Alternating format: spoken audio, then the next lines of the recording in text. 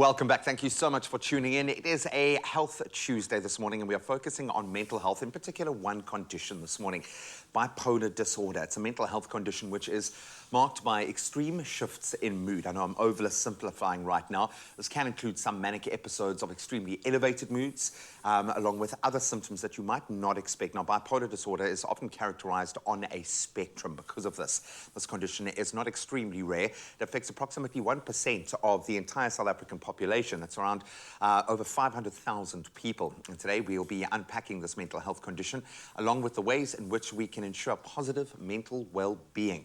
We are joined by a really cool panel of experts today: clinical psychologist and our good friend of the show, Clint Maggot, health coach and yoga instructor, Maria Murray, and Wim Hof method instructor, Swain Murray, as well. So welcome to all of them, and thank you to you for joining the conversation. We want to hear from you guys. What practices have you tried that have helped you maintain your mental health, especially over the last couple of years? Now send through your WhatsApp voice notes to 063 408 8863. Guys, thank you so much for joining us. I'm very well aware, as I mentioned, that we are dealing with a spectrum here. So it's very difficult to just paint this with one brush and say, this is how you identify it, this is how you treat it. I kind of feel like all the human condition is on the spectrum at the moment. We've all been through so much and are having to find new coping methods. But when we look at bipolar disorder, Clint, maybe you can give us a broad description to know the kind of ballpark that we're playing in. Yeah, so I mean, you're getting the ballpark correct. So there's kind of, in the name you can see there's two poles. So typically the person's going to be suffering from depression, which we're kind of familiar with. So you're going to have this depressed mood, etc., etc. And so that'll be their almost dominant mood. And then they're going to have episodes of mania. So mania is the more kind of unusual one, and typically the more destructive, you know. So mania is going to have the kind of elevated, expansive mood. They're going to be typically quite busy. There's a lot of energy that comes with mania. And like you said, there's a spectrum. So there's mania proper, and then you get hypomania, which is kind of the slightly lesser. We don't like to use the word, but it's the slightly lesser one. And really the difference is the kind of effect on the person's life. But usually it's quite a severe impact. And I think often the assumption is that you're making the bad decisions when you're feeling depressed, but it's often in that manic state when you're flying that the real damage, as you said, can be done. I watched the most interesting podcast yesterday with a gent who had just turned 100 that was running competitive marathons in his 90s. In fact, he became competitive in his 90s. He attributed the strength of his brain to the strength of his diet. Maria, I know this is the space that you play in very dominantly. Why is what you eat so important for your mental state? Well, you know, food is... We've become so accustomed to food as just pleasure and enjoyment, but food is actually dictates our cell behavior. So we need to start looking at food in terms of information. So food can tell our cells when we consume something, you know, not all calories are created equal. They dictate our cells' behavior and can either turn on inflammation or turn off inflammation in the body. And that's an amazing thing, because it becomes a tool to help you heal and prevent illness and disease. On the very base level. On the very base level. Because I think often the problem is you're looking for kind of a mental way to deal with this, and often that's not the answer. Maybe there isn't a reason that you can attribute this to, or maybe there is. Maybe it's a trauma. Maybe it's something that you went through. Is this situational, bipolar? Does it come as a result of a traumatic experience, or are you predisposed to it, or is it a bit of both? How does it affect? I suppose the best way to think about it is kind of like a lifestyle disorder. So if you think about like diabetes or heart disease or something, there's a strong genetic component. So most often a family member is also suffering from bipolar, or even in the extended family, or kind of... so there's a strong kind of hereditary component. And then it's usually triggered by something that's happened. So we see most people kind of get diagnosed at around 18. And it's usually, they might come from a traumatic or very disruptive household and environment. So that's often the case, and this kind of adds pressure. We also notice that there's usually a change in stress. So if you're thinking about that age 18, it's like you're kind of moving from ramping up high on school, the emotional stakes, going to tertiary education and stuff like that, or substances. So we like find excessive substance use also tends to trigger the kind of the onset of the illness. Now, Swain, I've got to say, the thought of jumping into a bucket of ice sounds pretty traumatic, but Sure. you are finding now, and there is a great movement finding that it is a fantastic way, with cold therapy is a great way of tackling trauma on that base level, on that molecular level almost. So how does cold therapy actually work, and how has it been used so successfully in dealing with trauma? So obviously, through Wim Hof's studies that he's done with various institutes around the world, they've found that the breathing combined with the cold exposure can reduce inflammation and as well as increase your immunity. And with things like depression, that's an imbalance of things like serotonin and dopamine. Yeah. And we found that inflammation can inhibit the release of serotonin. So bringing down the inflammation, helping the serotonin become released. When you get into cold water, you innately have an immediate release of dopamine in response to this cold threat, although it's not a threat. And that's, as we know, really like a happy well-being hormone. So that's... And it's amazing to me. I think we often forget that our bodies do carry a memory of trauma in a way that's not mental, it's not even necessarily emotional. Sure. Our body does take this on board, which gives us a route towards healing. Before we move into some of the ways that we can approach that, and we'll get into some of those voice notes from our viewers that have been through this, but what are some of the classic terms when we come to bipolar? So when we look at the range on that spectrum, Sure. how would you kind of classify the kinds of... Bipolar. So typically there's type 1 and type 2. So type 1 is the more kind of classic one. The older term was kind of manic depressive. Okay. And so you're getting kind of a severe depression, and then you have this kind of severe mania, right? And so some of the symptoms will be this elevated mood, et cetera, but then also like a busyness. So a person's going to be very agitated, they're going to want to kind of move, so they usually have goal-directed activities, so they're going to be doing stuff all the time. Have a mission to be Or on, just yeah. restless, yeah. But there's negative consequences to that. So some people kind of, and usually they have like a pressure to talk, so their speech becomes really fast, their mind is racing, they can't really get a handle on their thoughts are kind of moving rapidly. So it's a very uncomfortable state at a point. And so with bipolar type 1, it's quite a severe impact. People also tend to take on a lot of risk. So you're feeling invulnerable, you're feeling amazing, things are happening really fast, you tend to be really impulsive, and you get these consequences. With type 2, it's the hypomania. So you're still getting the depression, but you're getting much less of the mania, and usually the impact on your life is a lot less. People will notice a change in you. There's typically a strong irritability as well, but it won't necessarily result in any kind of major complications for your life. Well, while the whole of South Africa currently now does an audit of themselves and their group of friends and their family to see where they sit within that spectrum, we're going to get practical with some ways that you can tackle this. If you do in any way feel that you are sitting on the spectrum, and especially over the last few years, you've had to develop those coping mechanisms, we'd love to hear from you this morning. 063-408-8863 is the WhatsApp line to use. Please drop us a voice note. We'll continue in a moment. It's my feel-good breakfast show. Welcome back. Thanks so much for rejoining the conversation. We're going to keep it going with our wonderful panel of experts this morning, joined by clinical psychologist Dr. Clint Maggott, health coach and yoga instructor Maria Murray, and Wim Hof method instructor Swain Murray, who will be taking us through the importance of unpacking bipolar disorder and mental well-being. And what we're wanting to hear from you this morning is, what practices have you tried that have helped you maintain your mental health? Keep that balance in your own life. We want you to send through your WhatsApp voice notes to 063-408-8863. And in fact, we've had some voice notes coming through already, so let's hear what the people have had to say. Good day, my Expresso fam.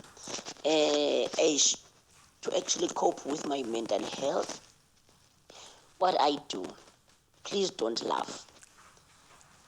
I sit quietly or lie on my back quietly, and I think of all the beautiful things and positive things that actually happened in my life, and I create all the beautiful things and positive things that is supposed to happen or may happen in my life, in my future. Then after that, I stand up and I feel rejuvenated. That's how I actually coping with my mental health. That is my almost everyday routine. This is no symptom from Nkamakwe. I love it. That's mindfulness, meditate, manifest, really, eh? You've got to focus your mind on what you want to happen. Maybe that's a good place to start, Maria. How important is meditation? And we talk about mindfulness on such a broad term, but being comfortable within our own mind, being able to find that stillness, how important is that? I know you play in this space being a yoga instructor as well. How important is that physical balance and being able to find that space of meditation for your mental health?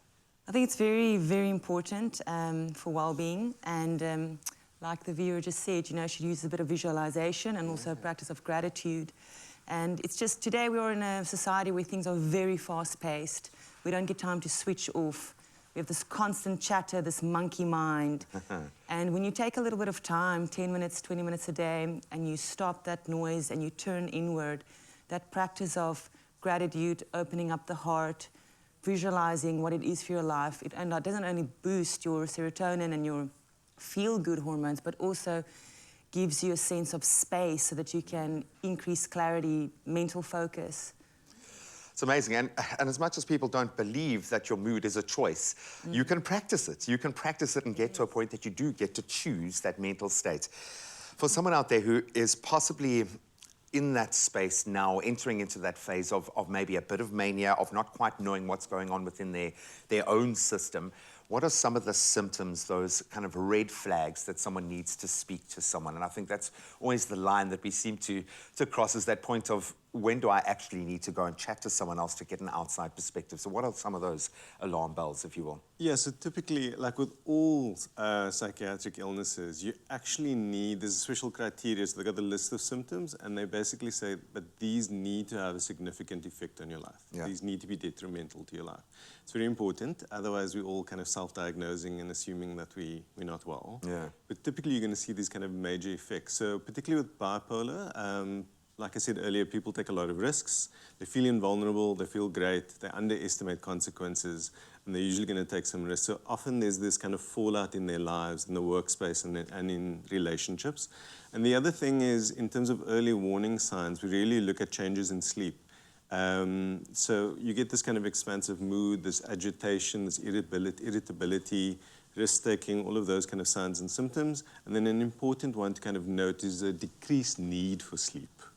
So you kind of revved up, right? It's the opposite of depression. So with depression, you can't sleep. You really want to, but you can't. Yeah. With bipolar, again, there's no need. You know, you get 2 hours sleep and you're ready to go. And that's the kind of key difference. So when we start, that's often an early symptom that you can notice, this kind of decreased need for sleep. We look for practical ways that we can empower ourselves in this mental space. And inflammation is a word that's come up so many times over the last few weeks when dealing with a myriad of different problems. I've also seen the ice bath and cold therapy come in from so many different angles, which is great that it's become popular. But you've obviously had a very kind of a front row seat and a very personal experience of it. What are some of the major benefits that you've seen firsthand? What has made you such a passionate advocate for this kind of therapy? I'd have to say, firstly, with regards to the breath work, obviously my wife's into meditation, and I've done a lot of reading and research, and I love the idea, but I'm super kind of up there guy, always fast-paced, going Struggle for it. to do it, yeah. And when I found the breath work, it was almost as if, almost like an active meditation for me. Yeah. And by the second round of breathing, I can really feel my mind just slow down. I'm out of that thinking, busy mind, and I just kind of tap into the subconscious and just check in with myself for, you know, it only takes me 10 or 15 minutes, but I believe I'm reaching kind of those levels of mindfulness that people who are, you know, long practitioners in meditation are reaching. And then with something like a cold shower or an ice bath, it's uncomfortable, it's a challenge, and you're willingly walking into a challenge, facing it, and quieting your mind to be in that space, and afterwards feeling a sense of achievement and accomplishment, and that also bolsters your well-being and your confidence about about yourself and what you're capable of. I think often people forget that the body is the root to that. I feel the same when I run, and it's something I've been able to do after a back operation. Didn't realize how much of a meditative process that running was. And it's the same sort of thing, 7-8 minutes, suddenly you're not thinking with your active brain, but you've gone into that subconscious and you're starting to play. And that's where I think yoga is also a brilliant way to enter into your body and find that stillness. That Sometimes, presence, yeah. and the breathing, and I think we forget that diaphragm, it's tied to our emotional well-being as well. There's a reason, if you study Qigong, there's a reason why we use breathing. You get to a point, though, where it's overwhelming and you need someone to step in when you are looking at the kinds of therapies that you apply to this. When do we turn to psycho drugs? When do we turn to full-time consultation? When do we ramp that up? And what sort of approach would you take when dealing with bipolar specifically? So there is a strong component for psychiatric medication. You're typically going to need some form of assistance along that. But usually psychotherapy and the usefulness of psychotherapy is underestimated, actually, with bipolar. And often with bipolar patients, it's quite basic stuff. We're talking about, being able to manage daily routines, being able to manage your sleep. And then very importantly, what kind of connects with other things we're talking about today is dialectical behavioral therapy. So it's an offshoot of CBT, which is, most people kind of know about cognitive behavioral therapy. But dialectical behavioral therapy actually has a core mindfulness component.